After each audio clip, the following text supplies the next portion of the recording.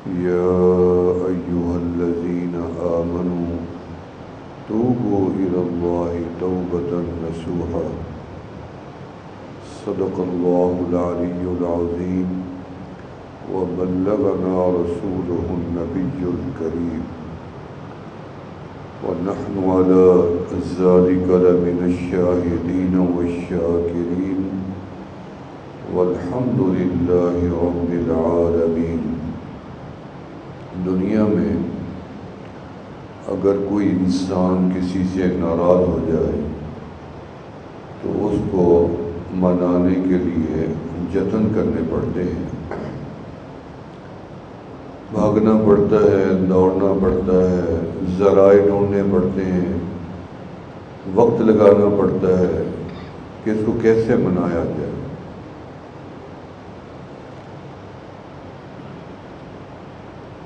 اور دنیا والے راضی ہوتے تو ہیں لیکن ہوتے بڑی دیر سے ہیں۔ رسول اللہ صلی اللہ علیہ وسلم نے فرمایا کہ ایک انسان وہ ہے جو جلدی ناراض ہوتا ہے اور دیر سے راضی ہوتا ہے، یہ سب سے غلط انسان ہے۔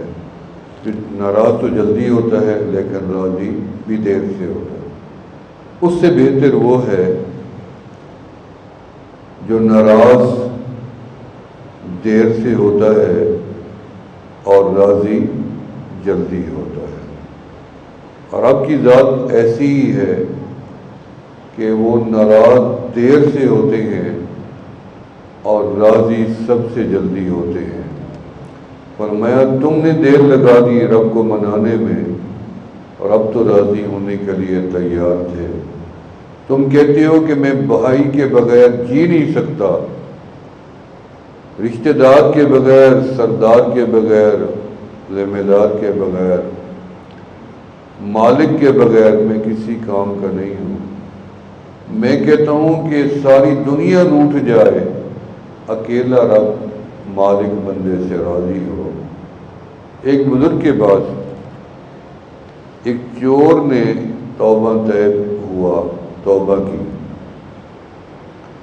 جب توبہ کرنے کے بعد اس نے تسبیح ٹوپی لے لی تو لوگوں نے اس کا مذاق اڑایا کہ نیا طریقہ دیکھو فراڈ کا، روز تو چوریاں کرتا ہے، آج ٹوپی بھی پہن لی اور تسبیح بھی اٹھا لی، داڑھی بھی رکھ لی۔ تو علاقے میں جدھر سے گزرتا لوگ مذاق اڑاتے، تانے دیتے۔ مرشد کے بعد گیا، رو کے بتایا کہ جب تک میں چور تھا لوگ ڈرتے تھے، دور دور رہتے تھے، جب میں توبہ کر چکا ہوں تو اب لوگ میرا مذاق اڑاتے ہیں۔ تو انہیں پوچھا کہ یہ بتاؤ کہ تمہارا معاملہ رب کے ساتھ کیسا چل رہا ہے توبہ کے بعد؟ اس نے کہا میں رب کے معاملے میں بالکل ٹھیک ہوں، میں کوئی چوری نہیں کرتا، توبہ کی ہے تو میں رک گیا ہوں۔ اللہ والے نے جواب دیا کہ یہ اس سے کروڑ درجے بہتر ہے کہ لوگ تو تیری عزت کرتے، رب کے ہاں تو ایک کوڑی کبھی نہ ہوتا۔ ساری دنیا تجھے بے عزت کرے، رب کے ہاں تو مقبول ہے۔ بندوں کو کیا دیکھنا ہے؟ تو دنیا کو منانا بڑا مشکل ہے، رب کو منانا آسان ہے۔ سب سے آسان رب کو منانا، وہ ہلکی سی بات پہ راضی ہو جاتا، ہلکی سی بات۔ میں نے بڑا غور کیا کہ میرے مالک اب کس طرح ہم سے راضی ہوتے ہیں۔ اب کیونکہ بڑے ہیں، دنیا میں کوئی بڑا انسان ناراض ہو جائے اس کو تو منانا بڑا ہی مشکل ہوتا ہے، کہ وہ بہت بڑا بندہ ہے، ملتا ہی نہیں ہے، وہ بات ہی نہیں سنتا، وہ دیکھنا ہی نہیں چاہتا، وہ بولنا ہی نہیں چاہتا، وہ کہتا ہے یہ میرے سامنے ہی نہ آئے کہ بڑا آدمی۔ اب رب سے پوچھتے ہیں کہ آپ تو سب سے بڑے ہیں، اللہ اکبر کبیرہ ہے، کہ آپ جب ناراض ہوتے ہیں تو آپ اسی طرح دیکھنا ہی نہیں چاہتے بندے کو؟ پھر میں نہیں، بندوں کی ناراضگی اور طرح کی ہے، مولا کی ناراضگی اور طرح کی۔ ماں باپ اولاد سے ناراض ہوتے ہیں ناراض، امام ابن قیم رحمۃ اللہ علیہ نے لکھا ہے واقعہ کہ ایک رات ایک ماں اپنے بچے سے ناراض تھی اور اس کو مار رہی تھی، ڈانٹ بھی رہی تھی کہ تو نالائق ہے، میں تیری ماں نہیں بنتی اور میرا گھر چھوڑ دے اور نکل جا باہر اور کبھی میرے دروازے پہ نہ آنا۔ کہتے میں نے آواز سنی، میں رک گیا، اتنے میں ماں نے دروازہ کھولا اور بچے کو دھکا دے کے نکال دیا کہ میں تیری ماں نہیں ہوں، آج کے بعد تو میرے گھر نہ آنا۔ امام ابن قیم رحمۃ اللہ علیہ فرماتے ہیں کہ میں اس بچے کے پیچھے چل پڑا، رات تھی، سردی تھی، کہ دیکھوں یہ بچہ آخر کیا کرتا ہے، رد عمل دیکھوں۔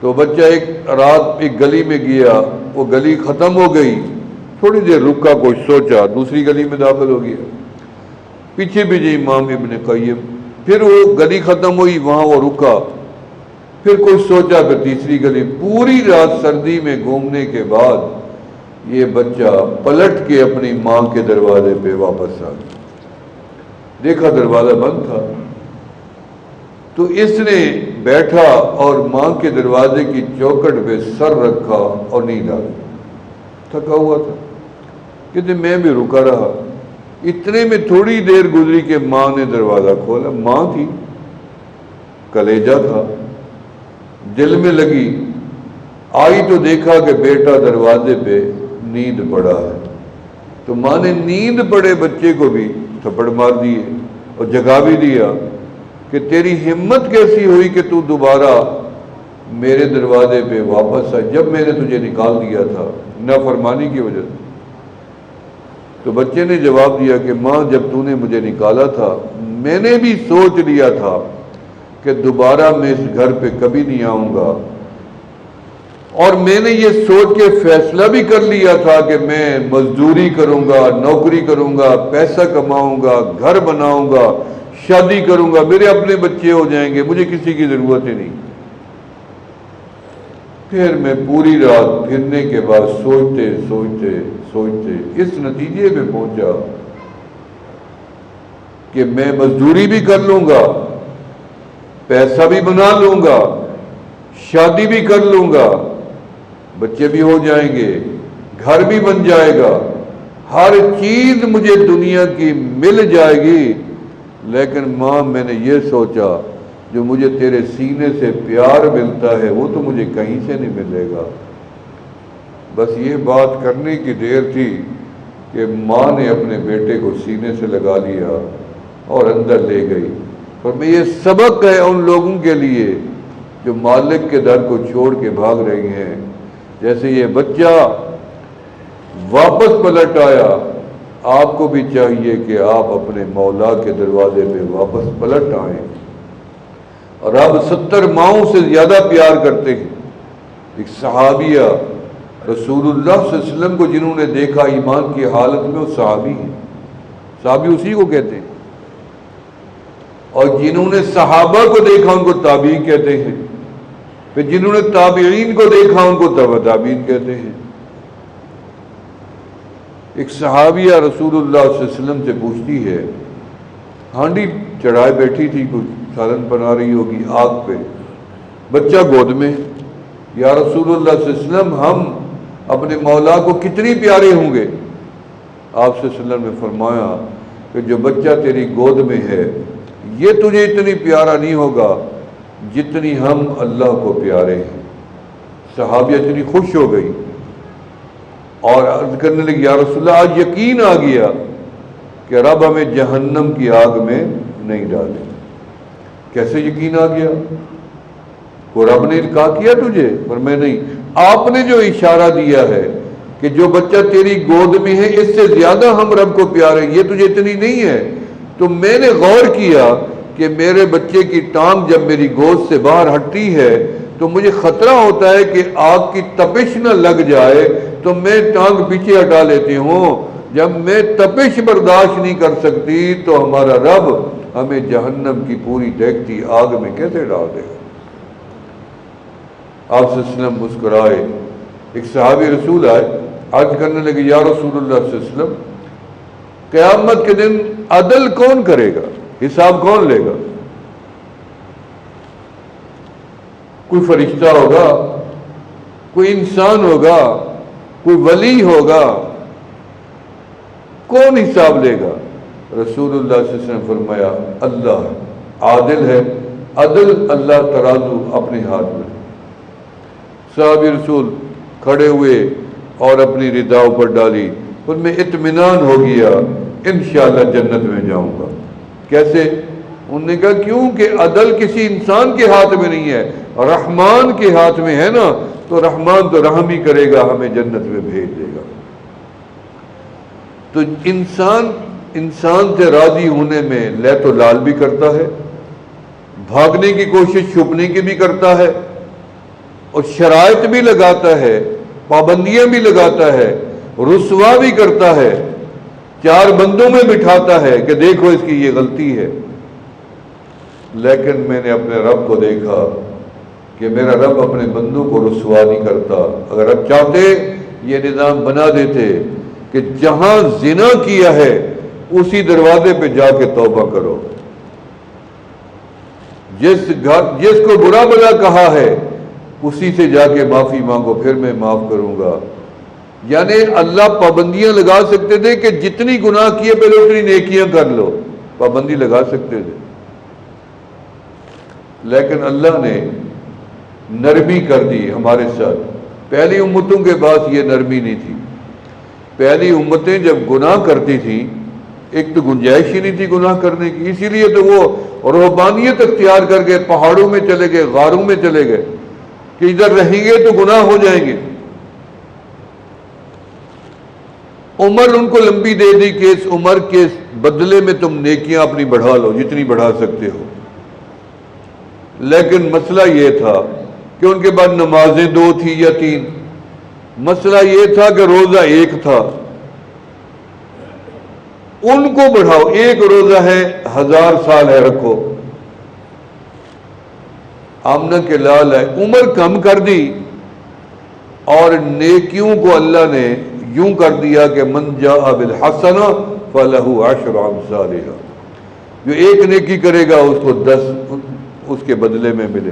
1 لفظ قرآن کا پڑھے گا، ہر لفظ کے بدلے میں الالف حرف واللام حرف والمیم حرف ولکل حرف 10 حسنات، ایک لفظ کے بدلے میں 10 نیکیاں۔ نماز گھر پڑھو 1 نماز، مسجد میں پڑھو تو 25، جامع میں پڑھو تو 50 کا ثواب، مدینے میں پڑھو تو 1000 کا، مکہ میں پڑھو تو 1,00,000 کا ثواب، رمضان میں نیکی کرو تو 70 گنا ثواب۔ اللہ نے اس طرح اس امت کے لیے نیکیوں کو بڑھانے کا راستہ اور تجویز فرما دیا۔ وہ گناہ کرتے تھے تو ان کے لیے توبہ کا بھی تھا، لیکن سزا بھی تھی، خالی توبہ نہیں تھی۔ کیسے سزا تھی؟ گناہ کرتے ایک تو چھپتا نہیں تھا، پیشانی پہ ملائکہ لکھ جاتے تھے، سزا دہلیز پہ لکھ جاتے تھے، توبہ کرو، یعنی پیشاب کا قطرہ جسم کے کسی حصے پہ لگتا تو اس وقت کی شریعت کا یہ قانون تھا کہ وہ دھلنے سے جگہ پاک نہیں ہوتی تھی، کاٹنی پڑتی تھی۔ ہمارے لیے کتنی نرمی ہو گئی، ان کو 3 نمازیں ملی، ہمیں 5 مل گئی، ثواب 50 کا ملتا ہے۔ ان کو 1 روزہ ملا، ہمیں 30 روزے مل گئے سال میں۔ ہمیں حج فرض مل گیا، ہمیں ساتھ زکوٰۃ بھی مل گئی، عشر بھی مل گیا، صدقات بھی مل گئے، فطرانے بھی مل گئے۔ یعنی ہمارے لیے اللہ نے نیکیوں کا دروازہ مزید سے مزید کھول دیا۔ تو اس لیے انسان کو اللہ سے دور نہیں بھاگنا چاہیے۔ رب کے کرم کا دروازہ ہر سب کے لیے کھلا پڑا ہے، دن کے اجالے میں، رات کی تاریکی میں، مرد عورت کے لیے، بوڑھے جوان کے لیے، عربی اجمی کے لیے۔ بندہ یہ نہیں کہہ سکتا کہ میرا دل تھا کہ میں رب کو مناؤں لیکن مجھے رب نہیں ملا، رب نہیں ملا۔ رب ملتا تھا مکہ میں اور میں مکہ جا نہیں سکا، رب ملتا تھا مسجد میں اور میں مسجد جا نہیں سکا۔ اللہ نے فرمایا نہیں، تم جہاں ہو میں وہیں ہوں، تم گھر میں ہو بستر پہ، تمہارے دل میں آیا کہ میں رب کو مناؤں، تم اٹھ کے بیٹھ جاؤ، ایسے آسمان کی طرف نظر اٹھا دو، صرف نظر۔ اللہ فرماتے ہیں میں رب تیری نظر کو دیکھ لیتا ہوں کہ اس بندے نے مجھے دیکھا ہے، اللہ فرماتے ہیں میں اسی وقت ہی تیری خطاؤں کو معاف کر دیتا ہوں۔ امید کی نظر، آس کی نظر کبھی رب کی طرف اٹھا کے تو دیکھو، کبھی گردن جھکا کے تو دیکھو، کبھی نظر اٹھانے سے خوش ہوتا ہے، کبھی نظر جھکانے سے خوش ہوتا ہے۔ یہ میرے رب کا نظام۔ فرمایا ہم نے بندے کے لیے کئی راستے کھولے، اس امت کے لیے۔ آدم علیہ السلام اپنے بیٹے سیدنا شیس علیہ السلام کو، وہ بھی نبی تھے، وصیت فرما رہے تھے ہمارے نبی پاک علیہ الصلوۃ والسلام کا آمنہ کے لال کا تعارف کروا دیں۔ انہیں فرمایا کہ مزید بتائیں کہ ان کا تعارف مزید تو مجھے پتہ نہیں ہے، البتہ میں نے جنت میں جس دیوار پہ نظر ڈالی نام محمد لکھا ہوا تھا۔ میں نے طوبہ کے درخت کے پتوں میں نظر ڈالی تو ایک ایک پتے میں نام محمد لکھا ہوا تھا۔ میں نے حور و غلمان کے پیشانی دیکھی تو نام محمد لکھا ہوا تھا۔ میری نظر عرش اولا پہ پڑی تو وہاں بھی نام محمد لکھا ہوا تھا۔ اور جب رب راضی ہوئے تو میں نے بھی نام محمد کا واسطہ دیا تو رب میرے سے راضی بھی ہوئے۔ اور انہوں نے کہا ان کی امت میں مجھے کچھ پتہ چلا ہے، آدم نے ان کی امت کا ہمارے بارے میں کیا پتہ چلا ہے؟ آدم علیہ السلام نے فرمایا دیکھو بیٹا، میری سے خطا ہوئی جنت میں تو رب نے میری خطا پہ پردہ نہیں ڈالا، بلکہ میری خطا اللہ نے ظاہر کر دی۔ فرشتوں کو پتہ چل گیا، حوروں کو پتہ چل گیا، غلمان کو پتہ، چلو جنت میں پتہ چل گیا تھا، جب میں زمین پہ گیا ہوں تو زمین کی مخلوق کو پتہ چل گیا۔ کوئی مخلوق ہی میرے قریب نہ آئے، ہر مخلوق دور۔ پھر میری خطا میرے تک رہتی، لیکن میرے بعد قیامت تک جو میری اولاد آئے گی سب کو پتہ چلتا جائے گا کہ ہمارے بابا آدم سے خطا ہوئی، جیسے آپ کو بھی پتہ ہے، مجھے بھی پتہ ہے۔ لیکن آپ سے اور میرے سے جتنی خطائیں ہوئیں نہ تیرے بچے کو پتہ ہے، نہ میرے بچے کو پتہ ہے، نہ بھائی کو پتہ ہے۔ اللہ نے پردہ ڈال، پر میں وہ امت آئے گی جتنی بھی گناہ کرے گی اللہ تعالیٰ ان کے گناہوں پہ پردہ ڈالیں گے۔ خطا میں اور گناہ میں بڑا فرق ہے، یاد رکھنا۔ اچھا، آدم علیہ السلام کو تو خطا کے بعد اللہ نے جنت سے زمین پہ اتار دیا، اور اس امت کو اللہ نے بھول چوک ویسے ہی معاف کر دی۔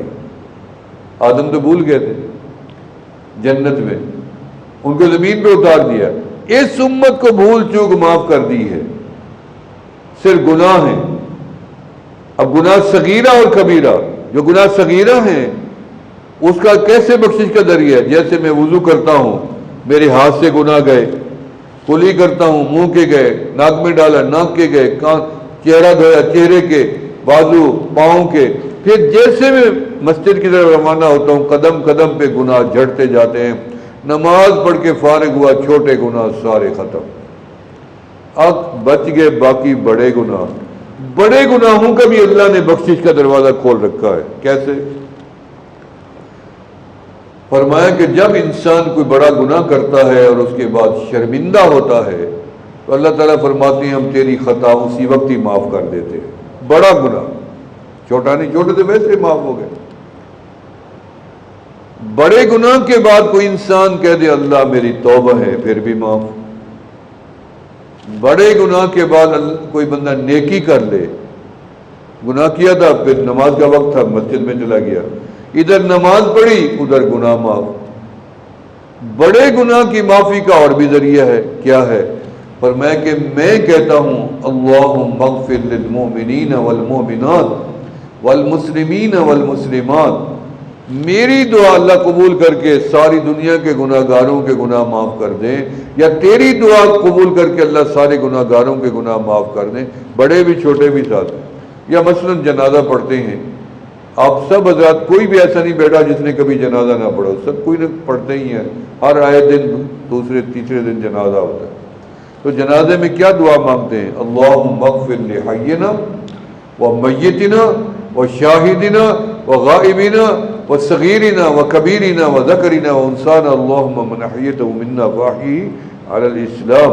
اب یہی دعا مانگتے ہو کہ اللہ ہمارے زندوں کو معاف کر، ہمارے موتا کو معاف کر، ہمارے حاضر کو، غائب کو، چھوٹے کو، بڑے کو، مرد کو، عورت کو، بچے کو، بوڑھے کو، سب کو معاف. کہتے ہو نا، جن کو نہیں جانتے ان کے بھی کہہ رہے ہو. یا کوئی چھوٹے بڑے گناہ کا تذکرہ ہے؟ چھوٹے بڑے انسان کا تذکرہ تو ہے، گناہ کا تو نہیں ہے نا. اللہ فرماتی ایک جنازہ روئے زمین کے گناہ گاروں کی بخشش کا ذریعہ بنتا ہے. بڑے گناہوں کی بخشش کا یہ ذریعہ بن گیا. بیٹا باپ کے لیے دعا مانگے، رب ارحمہما کما ربیانی صغیرا، معاف. رب اغفر لی ولوالدی وللمؤمنین یوم یقوم الحساب، پھر بھی معاف. پکڑ کا ایک دروازہ ہے، بخشش کے کئی دروازے ہیں، یاد رکھنا. کبھی روزہ رکھا، اللہ نے قبول کر لیا، معافی مل گئی. نیکی کی بات نیکی ہے، نیکیوں کا تسلسل ہے، نیکی کے ساتھ نیکی کا موقع جڑا ٹھہرا ہے. اللہ کی مرضی ہے. مجھے نہیں لگتا کہ اس مجمع میں یا پورے پاکستان میں یا پوری دنیا میں کوئی بھی مسلمان ایسا ہو جو نیکی نہ کرتا ہو. نیکی ہو ہی جاتی ہے. مثلا آنکھیں جھکا کے بیٹھا ہے، نیکی ہے. کم بولتا ہے، نیکی ہے. کسی سے نہیں جھگڑتا، نیکی ہے. کسی کا حق نہیں کھاتا، نیکی ہے. راستے کو گندا نہیں کرتا، نیکی ہے. راستے کو صاف رکھتا ہے، نیکی ہے. نہاتا ہے، نیکی ہے. خوشبو لگاتا ہے، نیکی ہے.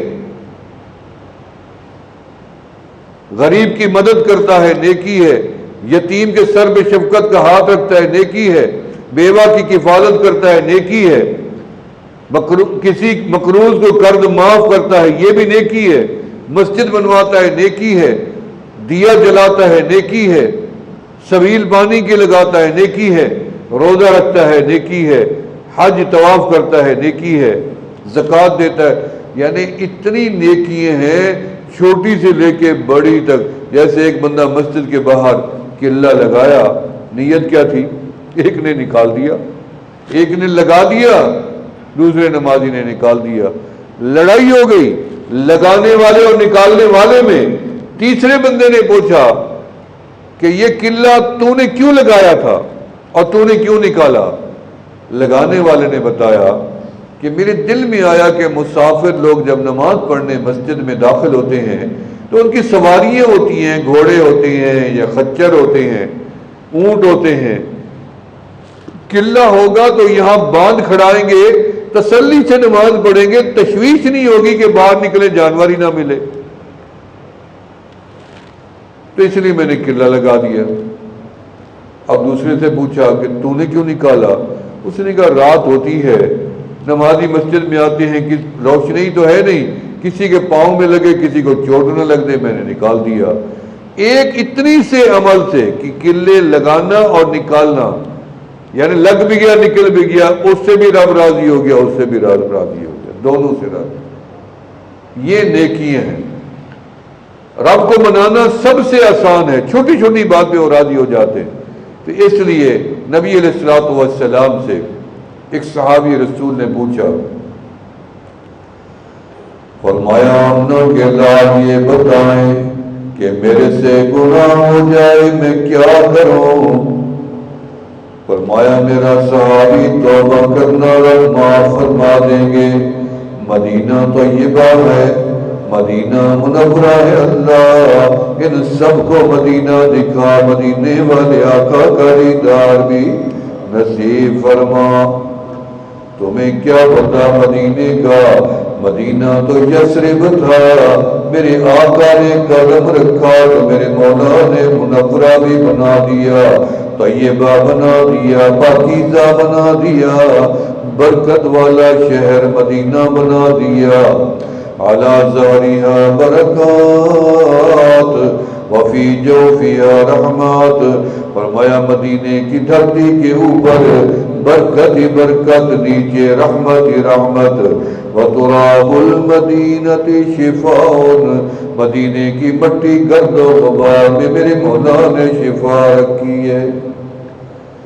آمنہ کے لال نے فرمایا ان الایمان یارض الی المدینۃ کما طارد الحیۃ الی جحریہا، فرمایا پوری دنیا سے ایمان سمٹ کر میرے مدینے میں آ جائے گا۔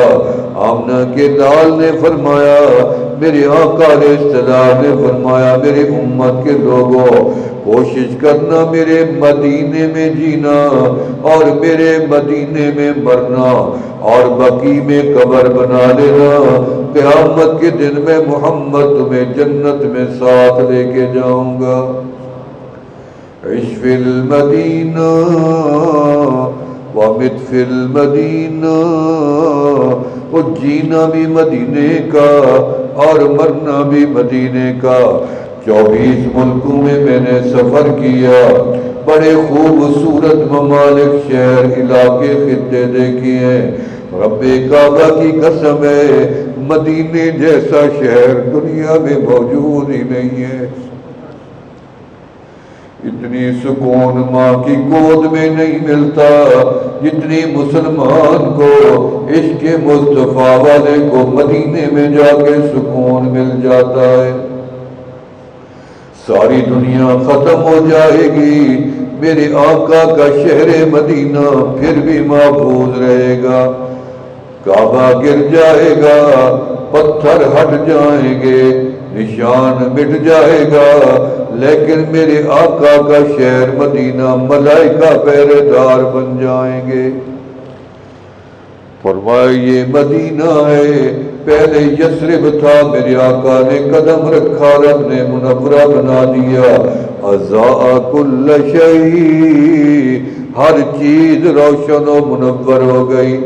ایک یہودی نے آواز دی، مسلمانوں بھاگو، جس ہستی کا انتظار تمہاری بچیاں کر رہی تھی اور ترانے گا رہی تھی کہ طلع البدر علینا من ثنیات الوداع وجب الشکر علینا ما دعا للہ داعی نحن جار من بنی النجار یا حبذا محمد من جاری۔ جن کا ترانہ پڑھ رہی تھی وہ دیکھو تمہارے محبوب آ گئے۔ صحابہ نے کہا ہمیں تو نظر نہیں آتے، تمہیں کیسے نظر آ گئے؟ یہودی نے کہا جس کے قبضے میں میری جان ہے، پوری رات میں نے سامنے وادی گھاٹی میں نور کی کرنیں دیکھی ہیں۔ ابھی آمنہ کے لال دور تھے، رب نے نور نبوت کی کرنیں پہلے مدینے میں پہنچا دی۔ فرمائیے مدینہ کیا ہے؟ جس مدینے کے اندر آمنہ کے لال در یتیم آرام فرما ہے۔ یہ مدینہ کیا ہے؟ ہمیں جو کچھ بھی ملا مدینے سے ملا ہے، مدینے والے آقا سے ملا ہے۔ ہمیں رب کا کس نے بتایا؟ مجھے رب کا تعارف آمنہ کے لال نے کروایا۔ شکر ادا کرے محبوب آ گئے، اور میں اقول لا الہ الا اللہ تفلحوا، وہ ایک ہے، ایک کو ایک مانو گے تب کامیابی ملے گی۔ شکر ادا کرو، اگر آمنہ کے لال نہ آتے، کوئی لات کا پجاری، کوئی منات کا پجاری، کوئی عزا کا پجاری، کوئی حبل کا پجاری، کوئی سورج کا پجاری، کوئی آگ کا پجاری ہوتا۔ شکر ادا کرو، رب نے محبوب بھیج دیے اور آگے بتایا رب ایک ہے، اکیلا ہے، قدرت والا ہے، طاقت والا ہے، حشمت والا ہے، بزرگی والا ہے، وہی برتر و بالا و اعلیٰ ہے۔ آمنہ کے لال نے بتایا میں رب کو مل بھی آیا ہوں، رب کا دیدار بھی کر آیا ہوں۔ التحیات للہ والصلوات للہ والطیبات للہ، فرمایا ہر چیز رب کے آگے پیش کر آیا ہوں، اور کیا لے آئے ہیں؟ السلام علیکہ ایھا النبی ورحمۃ اللہ وبرکاتہ، فرمایا رب نے سلامتی مجھے عطا کر دی اور رحمت کا دروازہ میرے اوپر کھول دیا۔ وما ارسلناک الا رحمۃ للعالمین، اللہ نے سارے جہانوں کے لیے مجھے رحمت بنا کے بھیج دیا۔ فرمایا جو کچھ بھی ملا مدینے سے ملا، مدینے والے آقا کے صدقے میں ملا۔ نماز 5 ملی تو آمنہ کے لال کے صدقے میں ملی، رمضان کے 30 روزے ملے، خوش نصیب ہے پورا سال تڑپتا ہے رمضان کا روزہ ملتا۔ فرمایا آمنہ کے لال کے صدقے میں ملا ہے، دین ملا ہے وہ بھی مکمل ملا ہے۔ کسی نبی کی امت کو دین مکمل نہیں ملا، مجھے ملا، آمنہ کے لال کی امت کو ملا۔ الیوم اکملت لکم دینکم واتممت علیکم نعمتی ورضیت لکم الاسلام دینا۔ دین ملا تو آمنہ کے لال کے صدقے میں ملا، ہمیں جنت کی بشارت ملی ہے، آمنہ کے لال کے صدقے میں ملی ہے۔ کل کیا ہوگا محبوب نے بتایا، پیچھے کیا گزرا ہے محبوب نے بتایا۔ علامہ خالد محمود صاحب بڑے عالم گزرے ہیں، میں ابھی برطانیہ سے آیا ہوں، مانچسٹر میں ان کا ادارہ تھا، ان سے ایک مرزائی نے مناظرہ کیا، مرزائی کا مناظرہ طے ہوا، بریلوی حضرات کی مسجد میں مناظرہ طے ہوا، مناظر دیوبندی ہے، مسجد بریلوی حضرات کی ہے، آگے لڑنے والا جھگڑنے والا مرزائی ہے۔ اس نے آتے ہی سوال کیا نبی کی تعریف بتائیں۔ نبی کا لغوی معنی یہ خبر دینے والا، خبر دینے والا۔ اس کے دل میں یہ شرارت تھی، یہ کہیں گے نبی کا معنی خبر دینے والا۔ میں کہوں گا پھر کس چیز کا جھگڑا ہے؟ یہ اس قادیانی نے بھی تو خبریں دی ہیں، پھر لڑائی جھگڑا کس چیز کا ہے؟ مناظرہ میں جیت جاؤں گا۔ لیکن علامہ جی کو اللہ نے فراست دی تھی، انہوں نے کہا نبی کی تعریف یہ ہے جس نے معراج والی رات آمنہ کے لال کے پیچھے، امام الانبیاء کے پیچھے مسجد اقصی میں نماز پڑھی ہے وہ نبی ہے۔ جس نے وہاں نماز نہیں پڑھی ہم اس کو نبی نہیں مانتے، کیونکہ آپ نے فرمایا انا خاتم النبیین اللہ نبی بعدی ما کان محمد ابا احد من رجالکم ولکن رسول اللہ وخاتم النبیین۔ فرمایا ہم تو نبی اس کو مانتے ہیں جس نے محبوب کے پیچھے اقتدا میں نماز پڑھی تھی۔ پھر مرزائی نے دیکھا مسجد میں لکھا تھا یا اللہ، کیا لکھا تھا؟ زور سے کہو، جاگ رہے ہو تو کہہ دو، محبت میں کہہ دو، مزہ نہیں آتا اللہ کا نام لینے میں؟ اللہ اکبر، اللہ کا نام لینے میں مزہ نہیں آتا؟ کس نام میں مزہ ہے؟ اسی میں تو مزہ، دو ہی تو نام ہے، یا اللہ یا اللہ یا اللہ یا اللہ۔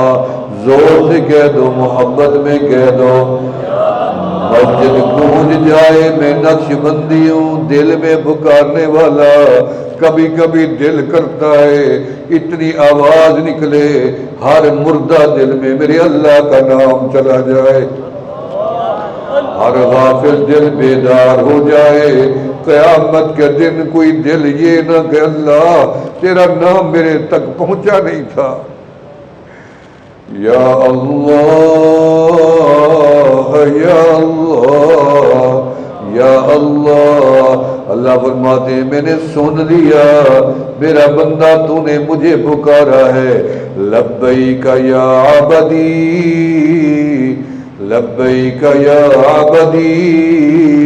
او میرا پیارا، او میرا پیارا بندہ میں رب حاضر ہوں، تو نے مجھے پکارا ہے، مانگ کیا مانگتا ہے؟ لاہور میں بیٹھا ہوں، حضرت لاہوری فرماتے تھے، فرماتے ہیں جب رب سے مانگنے لگو پھر رب کی شان کے مطابق مانگنا۔ رب آپ کی کیا شان ہے؟ فرمایا رب سے رب کو مانگ لینا، تو جس کا رب بن گیا اسی کا ہی سب بن گیا۔ پھر مرزائی نے کہا کہ یا اللہ یا محمد لکھا ہے مسجد میں، اس کے دل میں من میں شرارت سوجی کہ یہ تو دیوبندی ہے، نہیں مانتے۔ اس نے کہا یہ لفظ لکھے ٹھہرے آپ اس کو مانتے ہیں؟ مولانا کہیں گے ہم تو نہیں مانتے، ان کی آپس میں لڑائی ہو جائے گی، پھر شیطانی بھی آ گئی، شیطان کا کام ہے نا لڑوانا۔ علامہ جی کے اللہ نے بڑی فراست دی تھی، انہوں نے کہا جی ہم اس کو تو مانتے ہیں۔ کس نے کہا ہم نہیں مانتے؟ انہوں نے کہا پھر کیسے مانتے؟ انہوں نے کہا ہم ایسے مانتے ہیں کہ یا اللہ ہے یا پھر محمد ہے، اس کے علاوہ ہم کسی اور کو مانتے ہی نہیں۔ سبحان اللہ، کیسا جواب دیا! اور مرزائی جو ہے وہیں سے بکھلا کے نکل گیا اور بھاگ گیا۔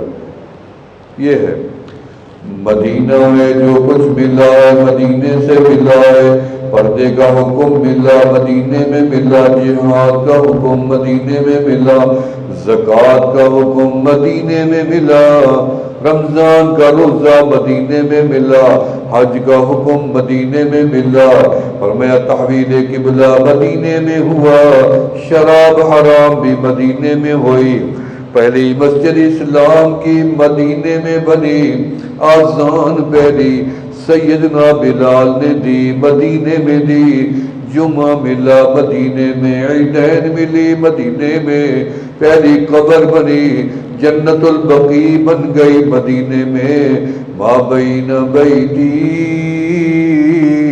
و منبری روضۃ من ریاض الجنہ، جس میں 2 رکعت نماز پڑھ کے بندہ نکلتا باہر بعد میں ہے، گناہ پہلے ہی سارے معاف کر دیے جاتے ہیں۔ جبل احد جنت کا پہاڑ، جبل من جبال الجنہ مدینے میں، وادی عقیق جنت کی مدینے میں، خاتون جنت بھی مدینے میں، سید الشہداء بھی مصعب ابن عمیر، اللہ اکبر، کٹھے سوئے پڑے، ایک ہی قبر میں دفن ہوئے تھے۔ مکہ کا بڑا تاجر تھا مصعب ابن عمیر، بڑا حسین تھا، بڑا کڑیل جوان، اونچا، یہ چہرہ چاند کی طرح دمکتا تھا، امیر ترین، جو جوڑا کپڑے کا دیوے تن کرتے تھے 4000 درہم کا ایک جوڑا، اتنی امیر آدمی ہم نے آج تک نہیں پہنا، 4000 کا، اس دور کا، اس دور کا پہن رہے تھے، صبح کا الگ تھا شام کو الگ تھا، اتنی پیسے والے۔ جب غزوہ احد میں شہید ہو گئے، سیدنا امیر حمزہ رضی اللہ تعالیٰ عنہ کی بہن آئی، 2 چادریں لے آئی، میرے بھائی کے بدن پہ 2 چادریں ڈال دیجئے، ٹکڑے ٹکڑے تھے۔ آپ کو پتہ چلا کہ مصعب بھی شہید ہو گئے، تو فرمایا ان کے اوپر چادر، نے کہا ان کی تو چادر ہی نہیں ہے، فرمایا پھر ایسا کرو ایک چادر میرے چچا پہ ڈال دو اور ایک چادر مصعب ابن عمیر پہ، ان کا قد بڑا تھا۔ پھر اطلاع ملی کمری والا ان کے پاؤں پہ چادر پوری نہیں آتی، اتنی بڑا آدمی جو نبی علیہ السلام کی شکل ملتی تھی، جب یہ شہید ہوئے تو صحابہ نے سمجھا اللہ کے نبی شہید ہو گئے۔ آپ نے فرمایا ان کے پاؤں پہ گھاس ڈال دو، اتنی بڑا تاجر جو صبح 4000 کا جوڑا پہن رہی، جب کفن کی باری آئی تو پاؤں پہ گھاس ڈال دو۔ میرے آقا نے جنازہ پڑھایا، جنازہ پڑھانے کے بعد فرمایا دونوں کی قبریں کٹھی ایک ہی قبر میں کر دو، میرے چچا کو اس کو، کوئی نبی کے ساتھ اٹھے گا، کوئی ولی کے ساتھ اٹھے گا، کوئی بیٹا باپ کے ساتھ اٹھے گا، مصعب قیامت والے دن تو میرے چچا سید الشہداء کے کٹھے اٹھے گا۔ اللہ آپ کو مدینہ دکھائے تو پتہ چلے مدینہ ہے کیا۔ ہم ایسے دیوانے نہیں ہیں، ہمارے سینے میں آگ لگی ٹھہری ہے، مدینے کی، مدینہ دیکھنے کی تڑپ ہے۔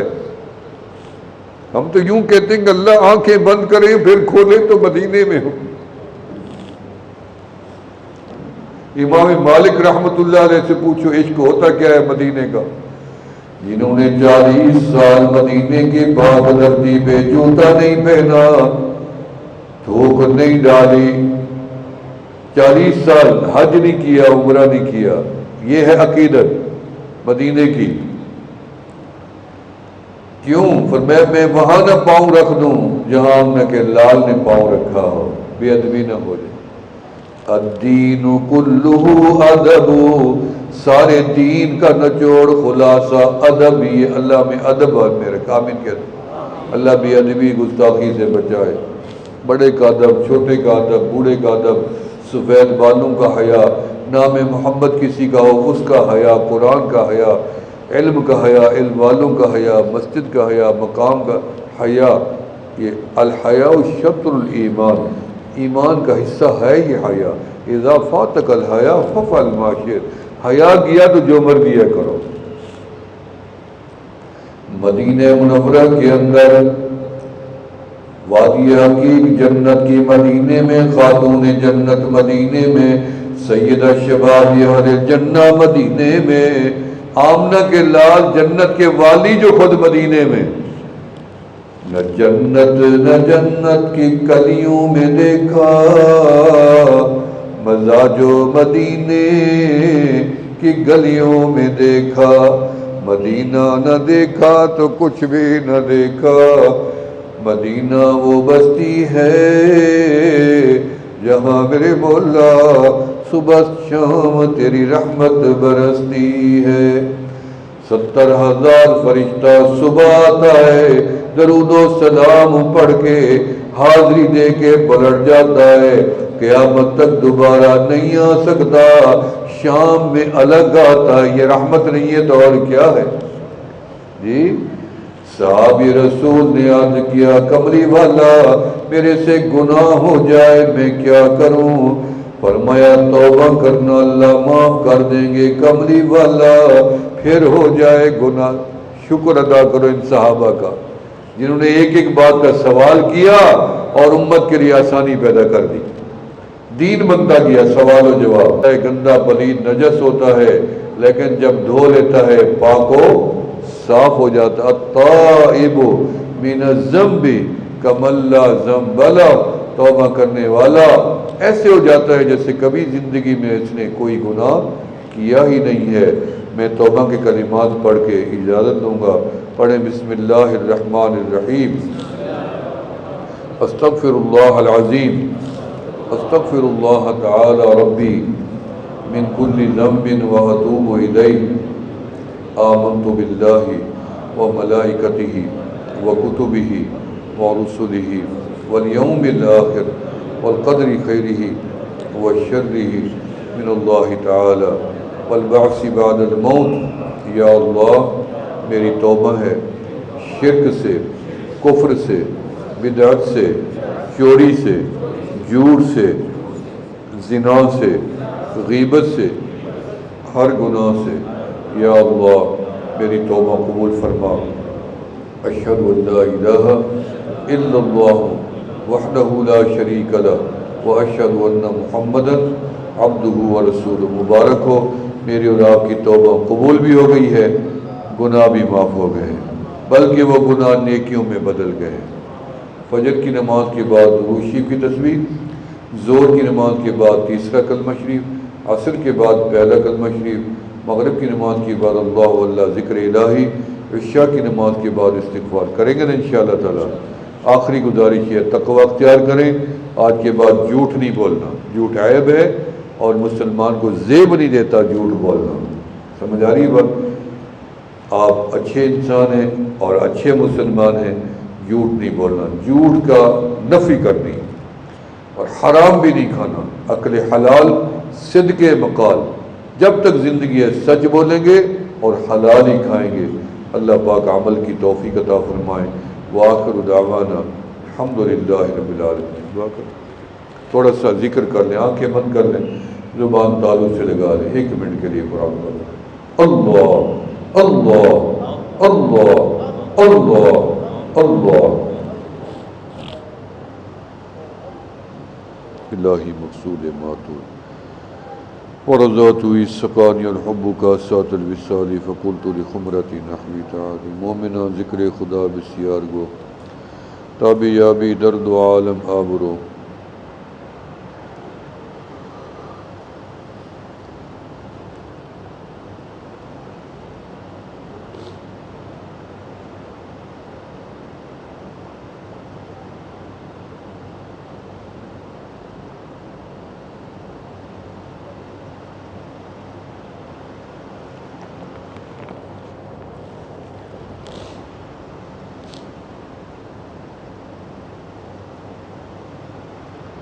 الحمد للہ رب العالمین والصلاة والسلام علی سید الانبیاء والمرسلین وخاتم النبیین الہ العالمین اس ماہانہ پروگرام کو شرف قبولیت عطا فرما اور اس تسلسل کو ہمیشہ جاری و ساری فرما مرزا محمد فیصل صاحب کی عمر میں برکت عطا فرما ان کی پوری جماعت کے اوپر نظر کرم فرما حاضرین جنہوں نے توبہ کی ہے سب کی توبہ قبول و مقبول فرما توبہ میں استقامت بھی نصیب فرما ہر گناہ خطا سے ہمیشہ کے لیے بچا یا اللہ نفس و شیطان کے حملے سے بھی بچا اپنی محبت و چاہت قرب و رضا شوق و نکاح نصیب فرما ملک پاکستان کی حفاظت فرما عالم اسلام کی حفاظت فرما پوری دنیا میں امن قائم فرما حج بیت اللہ کی رکاوٹوں کو دور فرما تمام مسلمانوں کے لیے آسانی پیدا فرما یا اللہ ہمیں بھی حج بیت اللہ کی سعادت نصیب فرما ہماری عظیم خانقاہ نقشبندیہ مجددیہ فضلیہ مسکین پرشیر کی حفاظت فرما اس کے فیضان کو پوری دنیا تک پھیلا اور پہنچا جتنی دعائیں زندگی بھر میں مانگی ہیں وہ قبول فرما اور آئندہ بھی قبولیت والی دعائیں نصیب فرما حاضرین کے اوپر خاص نظر کرم فرما ہماری مستورات یا اللہ سب کو نیکی بلائی کی سعادت نصیب فرما ان کی نیکیاں بھی ان سے خوب قبول فرما علماء کا سایہ دیرگاہ سلامت فرما ان کی دینی خدمات کو قبول و مقبول فرما جب تک زندگی ہے یا اللہ ہر پریشانی سے غم سے صدمے سے بچا بیماری آزاری سے نظر بد سے سحر جادو سے اور حوادثات سے بھی محفوظ فرما یا اللہ دن رات کے اسواق کی حفاظت فرما جب بھی موت آنے لگے سب کا خاتمہ بالخیر ایمان پر فرما ربنا تقبل منا انک انت السمیع العلیم وتب علینا انک انت التواب الرحیم ابھی پروگرام جاری ہے سب حضرات کو مزید بھی اس کے اندر اسی طرح جم کے بیٹھ کے بیانات سننے کی توفیق عطا فرما صلی اللہ تعالی علی خیر خلقہ محمد و آلہ وصحبہ ذریات و اہل بیت اجمعین برحمتک یا